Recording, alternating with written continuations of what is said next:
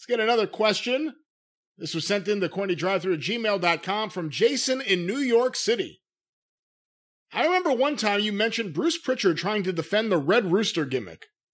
Although I agree it was a terrible gimmick, can't a good performer get past a terrible gimmick and even get it over? The Ringmaster, Rocky Maivia, Dr. Isaac Yankem, all horrible gimmicks, but the performers got past them. No, they didn't. Goldust. And wait a minute. The performers got past them because somebody realized they shouldn't do that anymore. Those performers in those gimmicks would have never gotten over. They took those gimmicks off those performers and let them do something else. Go ahead. Goldust, and although I loved it, I never in a million years would think it would last this long. The Undertaker were gimmicks. Well, this is all over the place. Were gimmicks the performers put over. What are your thoughts, Mr. Cornette? By the way, spelled Cornett.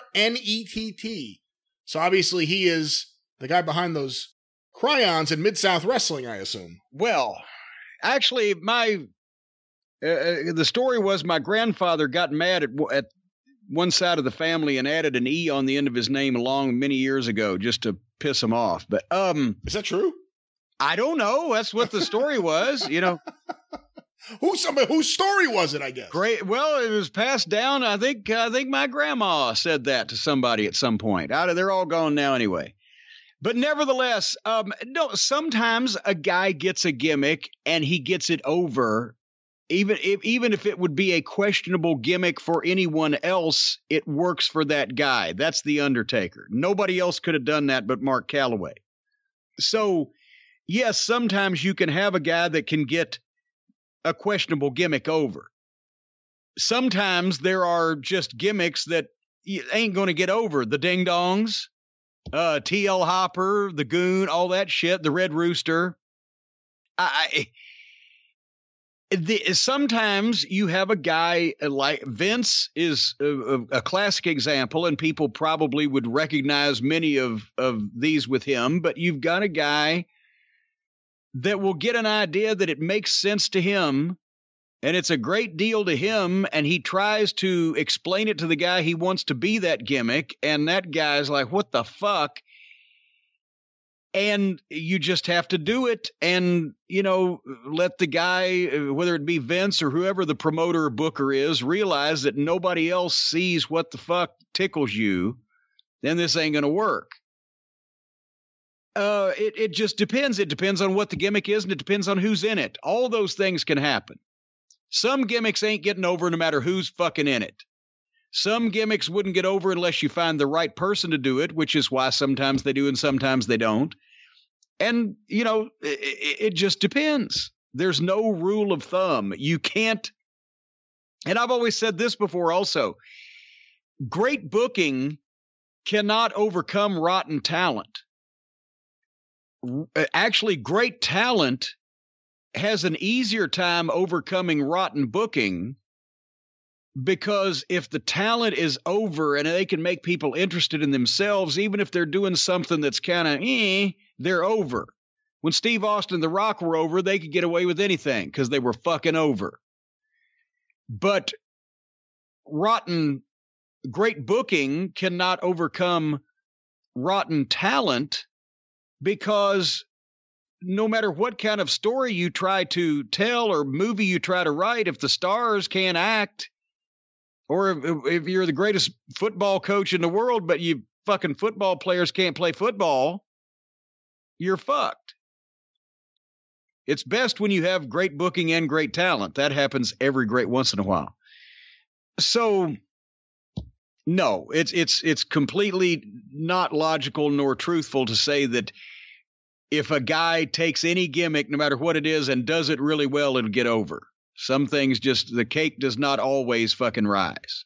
Yeah, it's ridiculous to argue that it helped Terry Taylor or in any way could have been a good thing for Terry Taylor.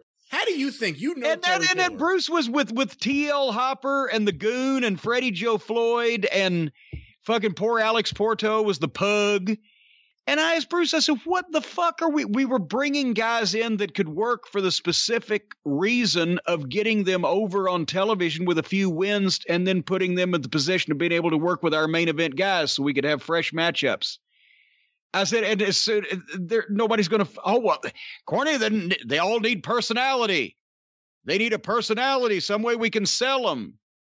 I said, and this is what you think. He wouldn't fucking just admit that creative services was a bunch of dipshits and that Vince was just stuck and that it was stupid to give all these guys gimmicks. Just bring them in like they'd been for the previous 5, 10, or 15 years so they could wrestle. That's what we needed. When you give guys gimmicks that you're not even intending to use on a main event level to begin with, you're just going to put on the card. You've just wasted gimmicks. Not that these were any good. They would have never been wasted. You wouldn't want to put them on anybody else, but you're wasting the idea of guys having gimmicks. Some of the guys on the card don't need to have gimmicks because that means that when fucking the rest of the guys have gimmicks, it actually stands out. We've forgotten that many guys on the underneath card just need to have boots and tights and a jacket and fucking wrestle. Because that way, when the top guys look like a goddamn, fucking flashback from Elton John's 20th anniversary tour, it stands out as different, not just another guy dressed up in a funny outfit. You know Terry Taylor, you worked with him in Mid-South and, of course, the NWA, and you know that he has a reputation for, I don't know what to say, being an interesting political character in professional wrestling. How do you think he reacted when he was told, because he came in as a heel, as Terry Taylor, he was with Bobby Heenan, and then they made him the Red Rooster. How would you imagine he reacts to find out that this is the gimmick, the guy that a lot of people, and I'm not saying this was right, but a lot of people said, he's the next Ric Flair at one point in the 80s. Yeah. And then all of a sudden he's the Red Rooster, not just the name, not just the little red mohawk, but clucking to the ring. Clucking and, yeah. I'm surprised, actually, he didn't jump off a fucking bridge. In 1985, Terry Taylor and Ric Flair go 40 minutes in the New Orleans Superdome for the NWA title in the main event. And 3 years later, he's clucking like a chicken on television. I'm sure when he heard that Bobby Heenan was going to be his manager, he thought he'd hit the goddamn promised land.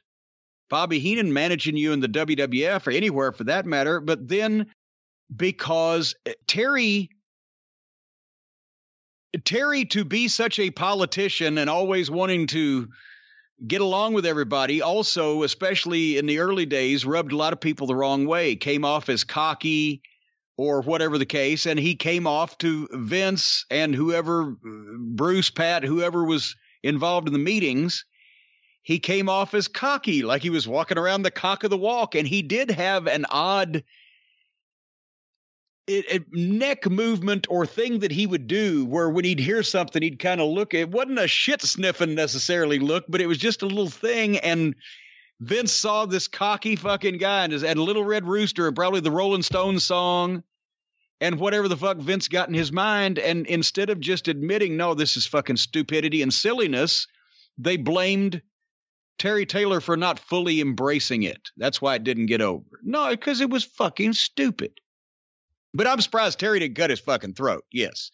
But then later on in years after that, then he learned how to be more political and say yes a lot more and, talk to people in the office the right way and etc. But there you go.